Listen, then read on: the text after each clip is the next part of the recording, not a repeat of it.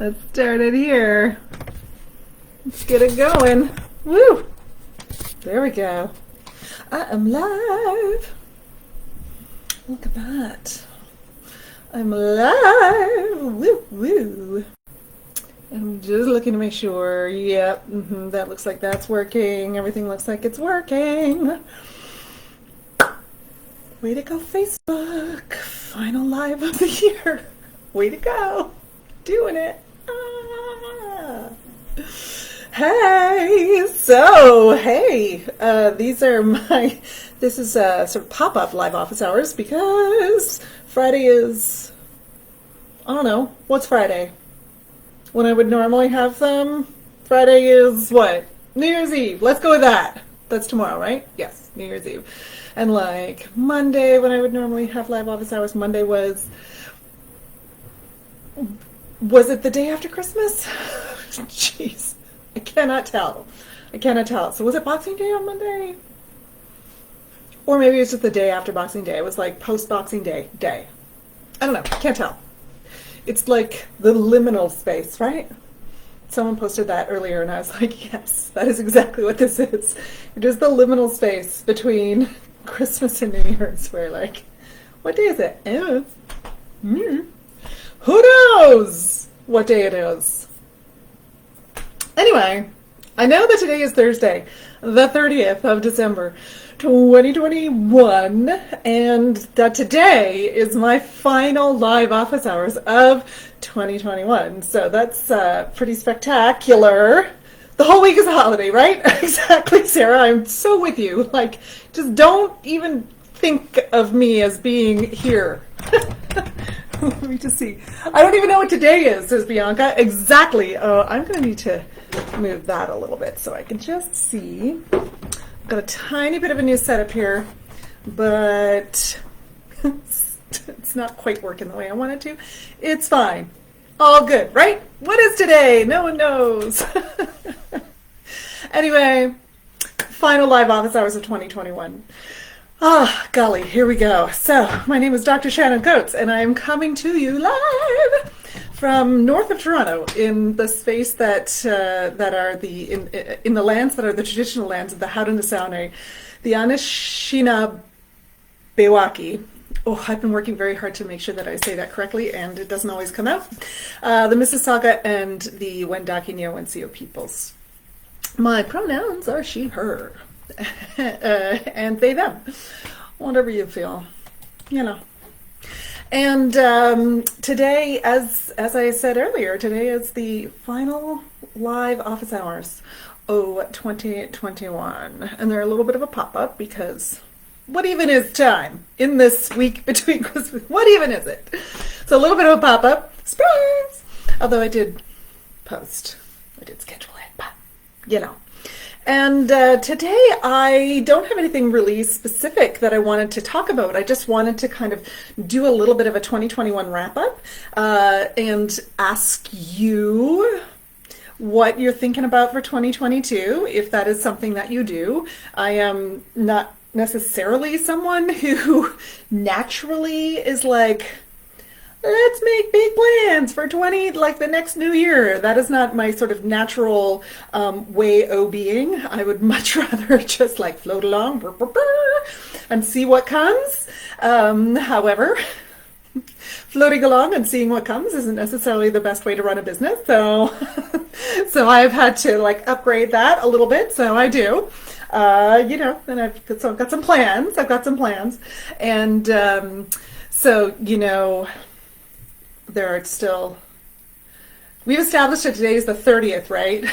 So that means that including today, 30-31, there are 2 days left in the Vocal Instrument 101 online course in its 3rd anniversary sale. So 2 days left for that. Whoop, whoop.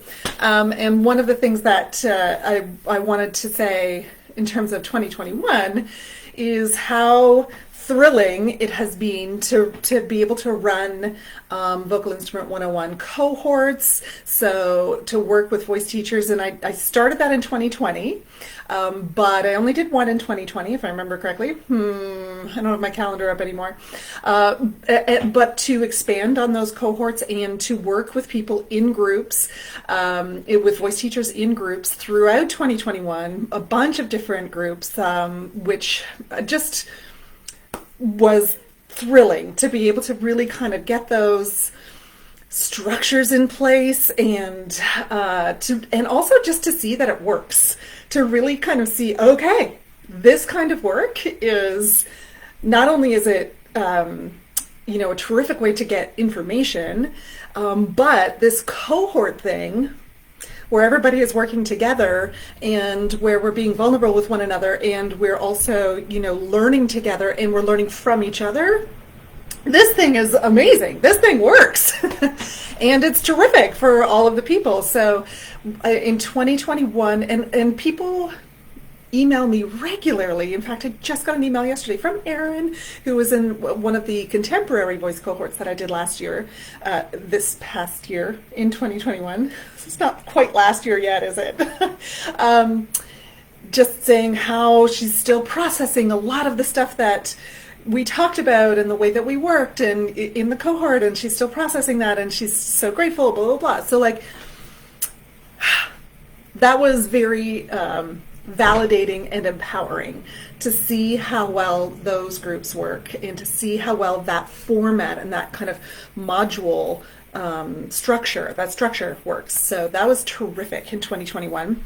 And like I said, also doing the follow-up, so people who have done the Vocal Instrument 101 or who have done the Vocal Instrument 101 live, to work with those folks in just a general teaching pedagogy, general is not a word, fundamental pedagogy, teaching, here's how we apply kind of way. That was also incredible. And I did one in the spring. Yes, I did one in May, one of those. Yes, just looking at my calendar. So I did one of those in May, and all the way through the year, people from that group talking about, I'm still applying some of these really, this has been terrific, a terrific, way for me to apply all of this through the year. And so that is very gratifying. That has been wonderful. My phrase for 2021, and I'm just looking at it because it's over there on my little board thing. My phrase for 2021 was maximizing joy, grace, and growth. And I also had do one task at a time to try to keep my brain focused. One task at a time, Shannon. Just one thing. Don't multitask. Not in the way that, in the distracto way. So, set aside a time to do all of, to answer your emails. Don't get distracted and answer emails and then come back and blah, blah, blah. Just anyway. So maximizing joy, grace, and growth was my thing in 2021. And Maximizer, for those of you who have done CliftonStrengths, which I was introduced to through Markwart Deveaux and through the SpeakEasy Cooperative, and working in a mastermind group with Michelle and some other fabulous voice teachers. I was introduced to CliftonStrengths through that, and if you haven't taken a look at it yet, take a look. You may be I've found it, if you love doing those personality things, those personality quizzes, this is the ultimate personality quiz. It's far and away, the best personality quiz ever. And then I would recommend getting some coaching around, once you have the information about what your strengths are, getting some coaching around it. But my fourth strength, so there are 34 strengths, so my fourth strength, which is if it's 4, anything in your top 10 are really influential in your personality, and when you tell people about them, they're probably going to be oh yeah, that sounds exactly like you. So my fourth strength is Maximizer, and Maximizer is a strength that shows up in me in not just taking taking something that is good and making it through the roof good. So, and working with people and recognizing where people are and then taking it through the roof, right? Like really developing and maximizing potential, but not just potential, right? Like taking something that's already pretty good and taking it like high level. So that's like number 4 for me, maximizing.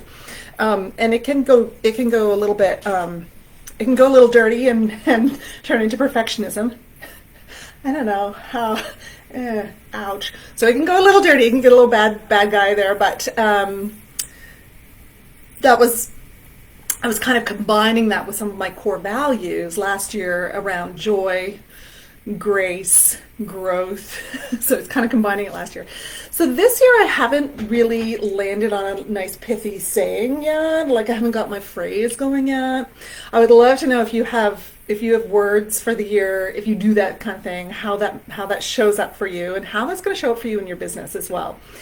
And like in your teaching as well, not necessarily your business, but in your teaching.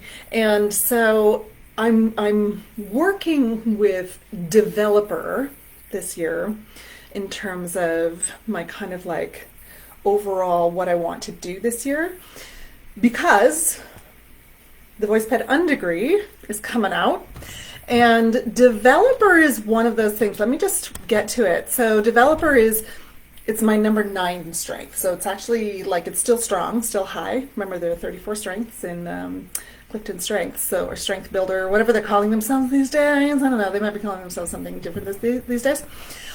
Anyway, developer, how you can thrive as a developer is you recognize and cultivate the potential in others, you spot the signs of each small improvement and derive satisfaction from evidence of progress. Why you succeed using developer, you see the raw potential in people and even small signs of progress as you actively invest in their development.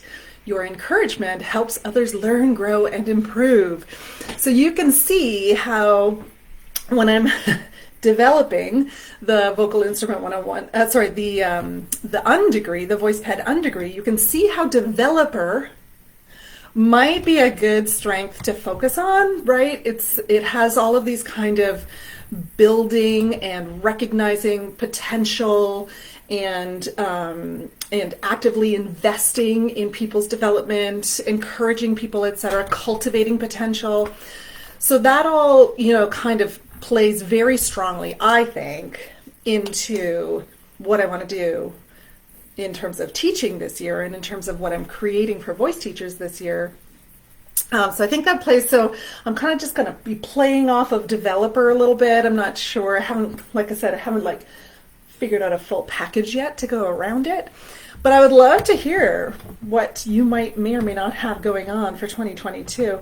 I do feel like we're all going to be tempting fate if we're like 2022 is like going to be the best year ever. I feel like let's not do that. Given our last 2 years, let's not do that. Oh my goodness. Or maybe let's do it. I don't know. Who knows, right? Maybe we should try doing that this year. Maybe we should. Maybe that's the thing we need to do. Maybe we need a total reset. I don't know. Anyway. So those are some thoughts leading into this next year in your teaching. I'm curious to know what you may be developing in your teaching, how you might be, part of developer for me, I know developer and maximizer sound pretty similar, but maximizer is like big picture, like take the big things and really like maximize, whereas developer is a little bit more investing in like potential rather than taking something that's already great and making it, like phenomenal. I am totally not, I'm really paraphrasing here, but that's part of the reason I chose developer. And also developer, I wanted to be intentional about having something that puts some focus on the development that I need to do as well to be able to administer something big and crazy like an Undegree, and the kind of learning and information that and the way that I need to develop as a teacher and all that kind of thing. Like, I wanted to have that as part of the whole plan. So as part of my focus and something that I'm thinking about in 2022. So like I said, I would love to know, are you thinking about what is going on in 2022? I know many of us teach a September to June kind of like follow the school year. Many independent voice teachers teach that way. And if you're interested in doing like a full year teaching thing, check out Markwart Deveaux', one of her recent videos where she talks about, or lives where she talks about developing a 12-month module of teaching. Module. Not the word I'm looking for. Model. Developing a 12-month model for tuition and teaching. So if you're interested in that might be something to consider for 2022. Developing a full year model, teaching model or studio model.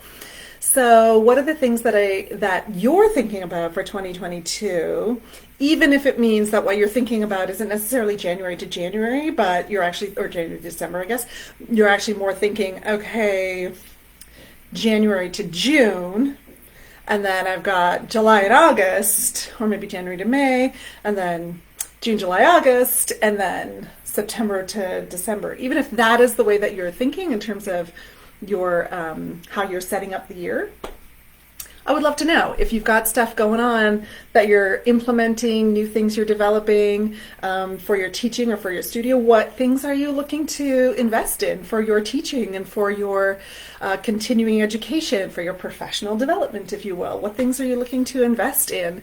And what are the areas you want to? I did a little, like, if Santa Claus could give you something, if Santa Claus could, what did I say? If Santa Claus could leave a voice ped skill under your tree for Christmas, what would that voice ped skill be? Like, if you could just like download it, what would that be? And so many terrific answers.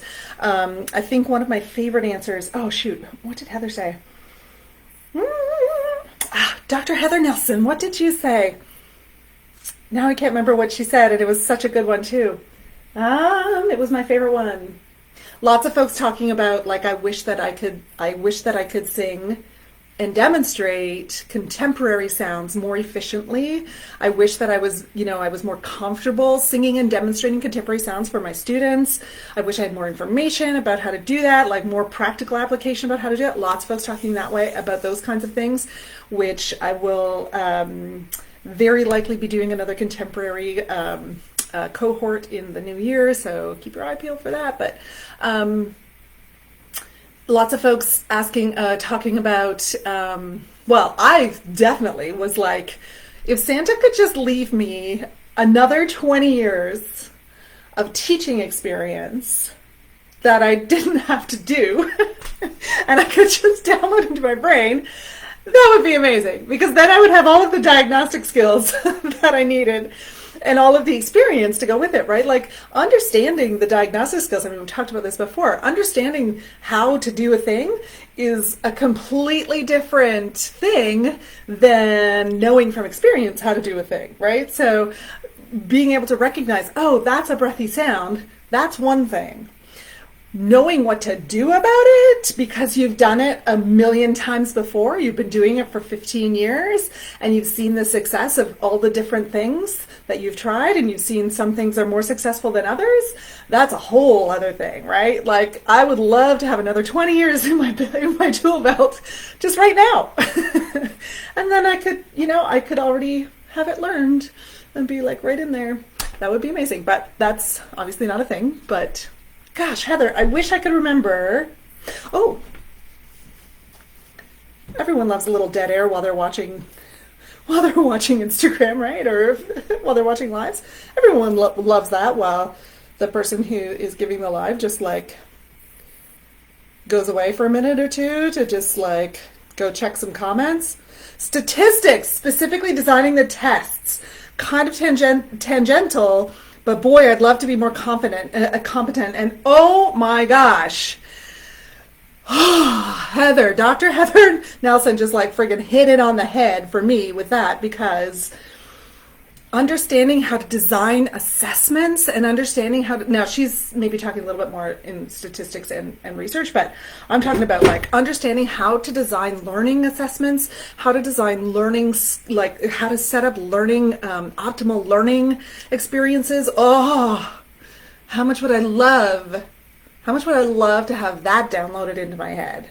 I would love that.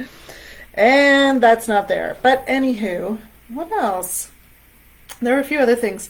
Oh yeah, performance. One of the teachers who I work with regularly commented in terms of what they would like to get from Santa, that they could just download and not have to actually like go through the experience of learning.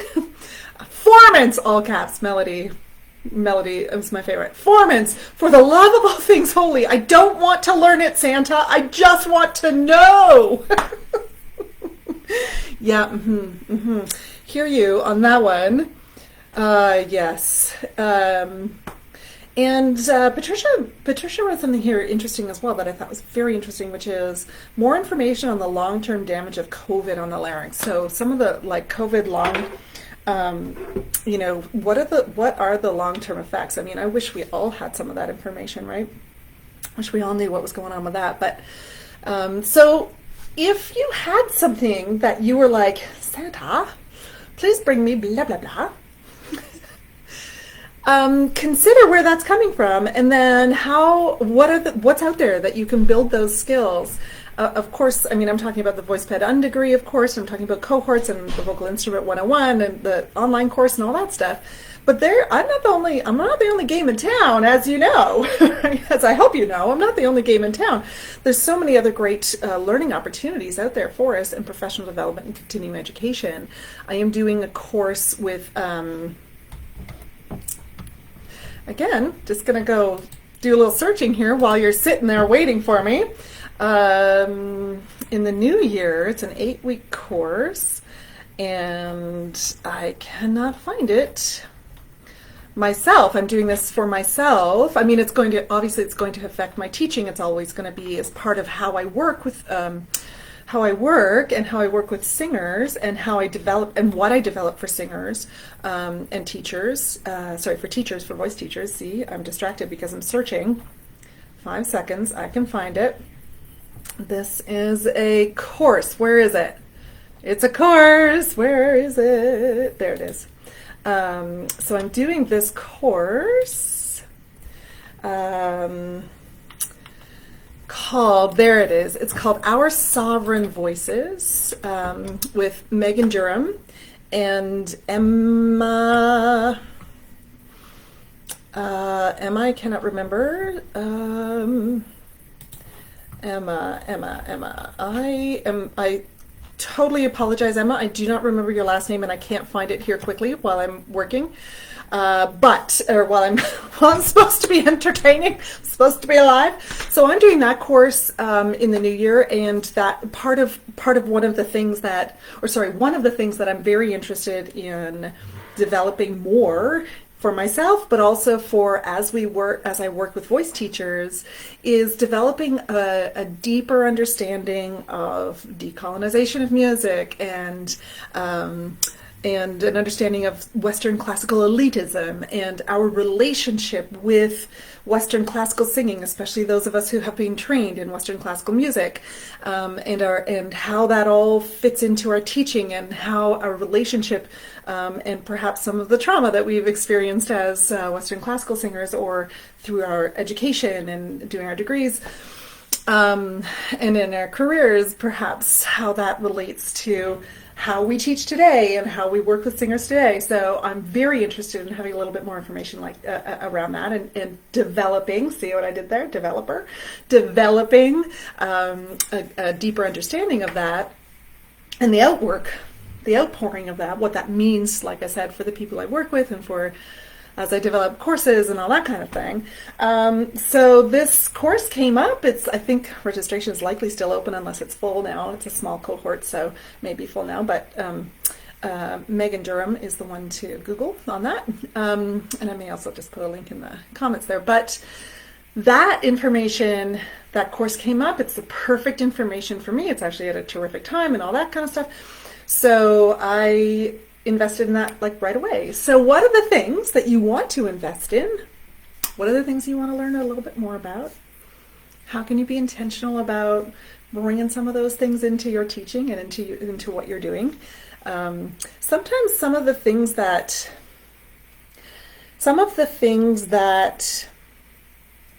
we want to have more information about, or sometimes some of the things that we feel are deficits, if you will, in our teaching or in the way that we're working with singers, sometimes we can focus so strongly on the deficits, and this is kind of the final thing that I want to kind of address here before I say sayonara for this year. What?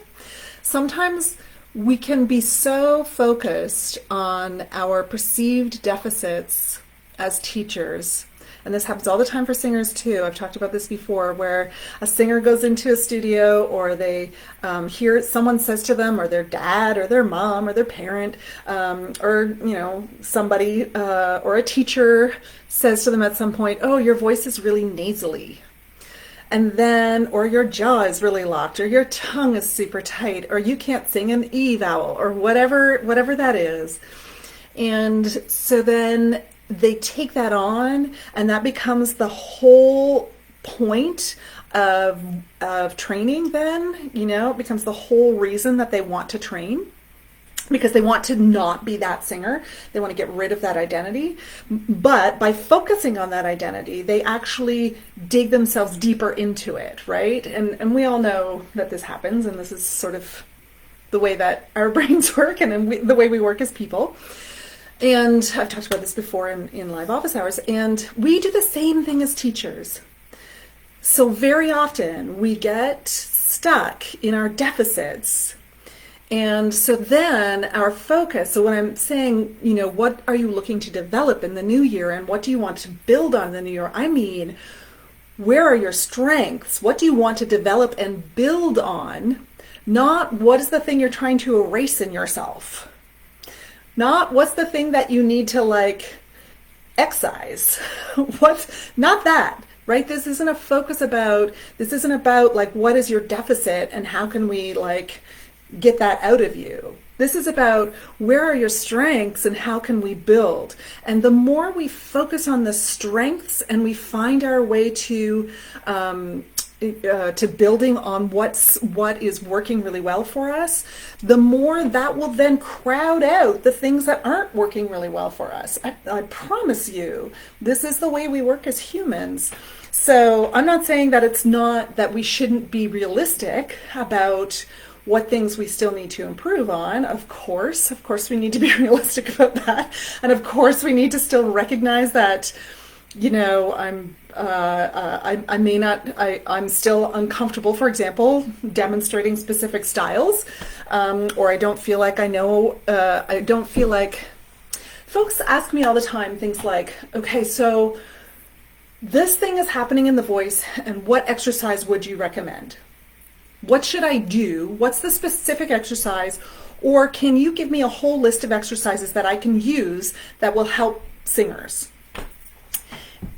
And that comes so very often, in my experience, asking for that comes from this place of feeling like I might be letting my students down. I might not be doing the right thing for my students. Maybe I'm not as good at diagnosing as I want to be. It comes from a very good place, but it can also be to our detriment, where we're uber focused on the fact that I don't know a thing, or I'm uber focused on the fact that I have a real deficit in this area, or I have a real deficit in whatever it is.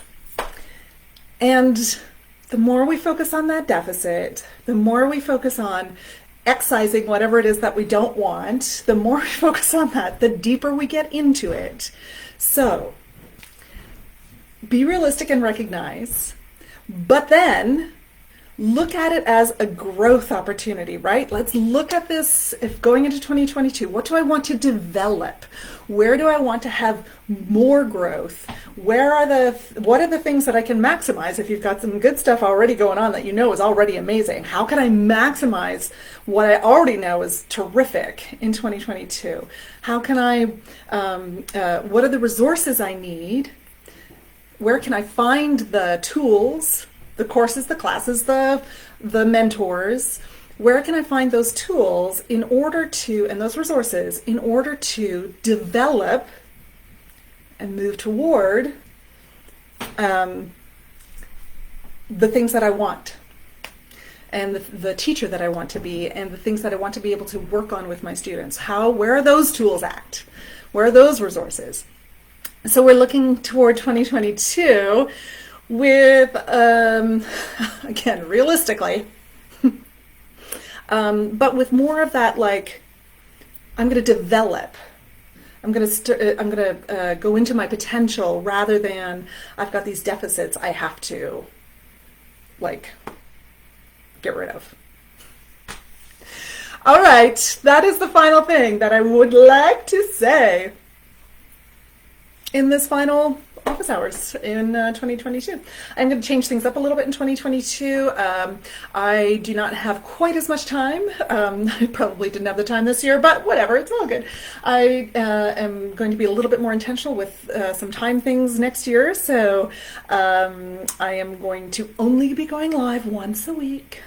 Live office hours once a week. So, so that'll be a little bit of a, like, whatever comes to my mind, and I might do it midweek. I don't know. I haven't quite decided yet. Or maybe I'll do it on Fridays. I do like the Friday noon time. Feels like such a nice time to be like, hey. So maybe Friday at noon. Or maybe I'll do Tuesdays. I don't know. I haven't decided yet. We'll see. We will see. Have a wonderful transition time. Like I said, this is sort of like liminal space right now. Liminal time. Time doesn't matter. Nobody knows. But have a wonderful transition time as we move into the new year and as we start to, like I said, get prepared to start things out again. I hope you've had a terrific holiday. I hope you've been able to have a holiday. I do hope that we've had some really deep blows to the industry here, to the performing arts industry here in Ontario. I mean, in Canada, all over the world, of course, but here in Ontario in particular. So our Canada's probably best known show right now, musical right now, is Come From Away. And it was playing at our big theater here with the big company here in Toronto. And of course, I know people in the cast and crew, and they had to shut down for 21 months, if I remember correctly, 21 months. And they reopened on the 15th of December.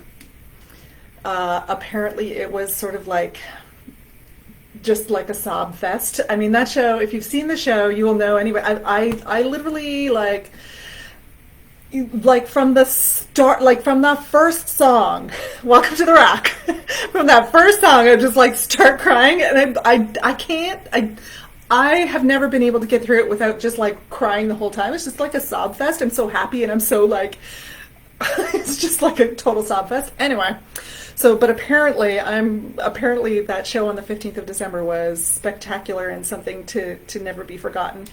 And then, due to Omicron and people, it's so contagious and so virulent, and so people are getting sick or contracting the virus. They closed on the 21st, so less than a week later. They closed on the 21st, and then announce with the intention to reopen in January. And then Mirvish, which is the big theater company here, announced that they are closing the show permanently here because they just, it's too expensive, and they just can't continue to fund it and keep their fingers crossed. They just can't continue, and the government is not has not been forthcoming, stepping in for that show. So and for the company. So obviously, I don't know what the solution is there. I feel like the government needs to maybe kick in a little bit, but I don't know what the solution is there. But it is terribly, terribly, very sad, very sad.